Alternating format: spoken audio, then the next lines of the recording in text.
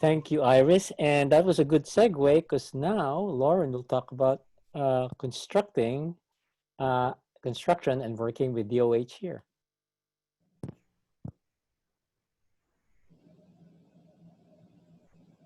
So I'm going to be talking about construction environmental hazard management plans.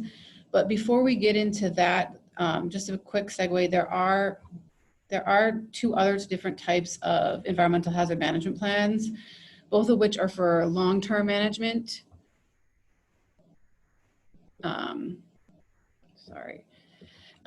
Of contamination. So those are site-specific and area-wide or programmatic EHMPs. Next, please.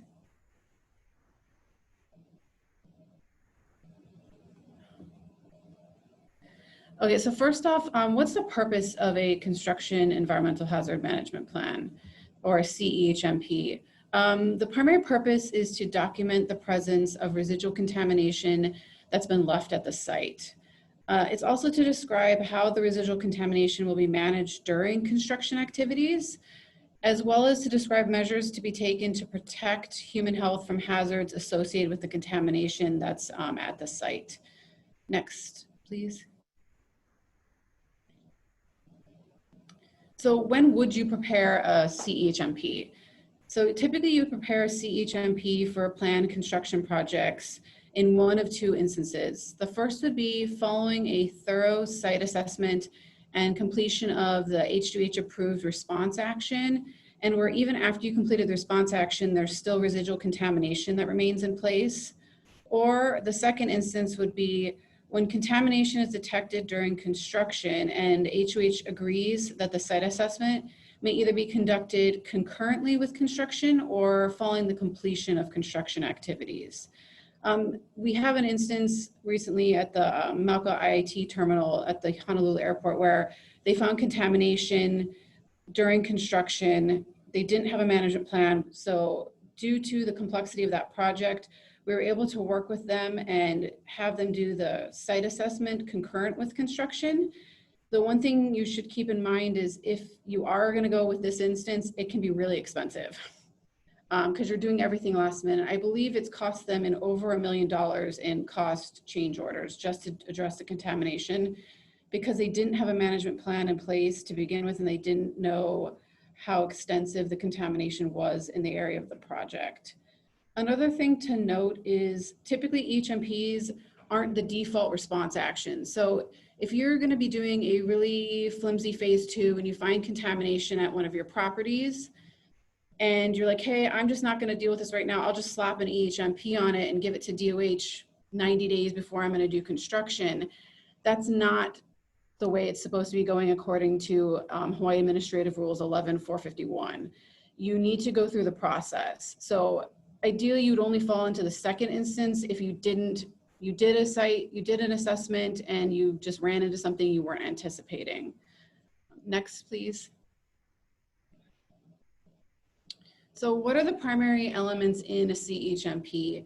The primary elements in a CEHMP are, there's a background section, so it should have the existing environmental conditions, such as the contaminants of concern, and some site information about the site. There also should be a section on the compatibility of construction materials with the contaminants. We've realized over the years that this needs to be taken into account because if you're going to build, say, utilities or a storm drain and you're going to be putting it in groundwater and the groundwater is contaminated with petroleum, excuse me, you're going to want to make sure that your sealants and your gaskets aren't petroleum degradable, because if they are, then you could potentially be getting petroleum contaminated groundwater into your storm drain or utilities and say discharging it offsite in the ocean. And we all know that's a violation of the Clean Water Act. You can't do that. So we're asking now that you take a look at your construction materials relevant with respect to the contaminants and just do a quick evaluation to determine if they're the most appropriate materials for the contamination that's present at your site. There also should be a summary of potential environmental hazards. So these would include hazard maps like the one on the left or the one 2 slides before this.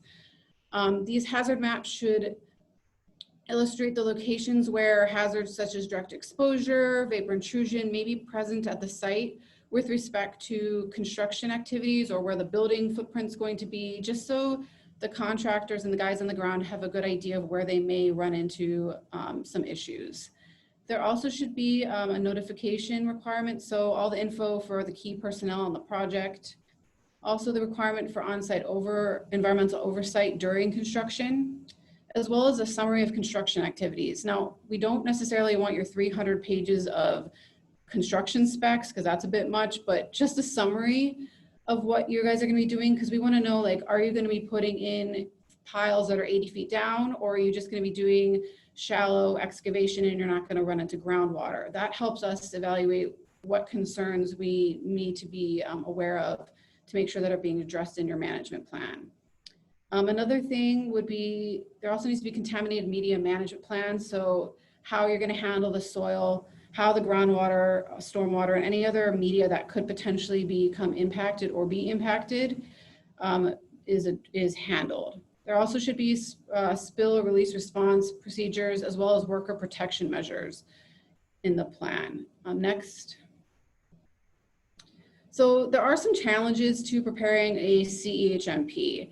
The biggest one that we've come across is the need to plan ahead. I cannot stress this enough. Plan, plan, plan. If you don't plan, then you're gonna run into problems.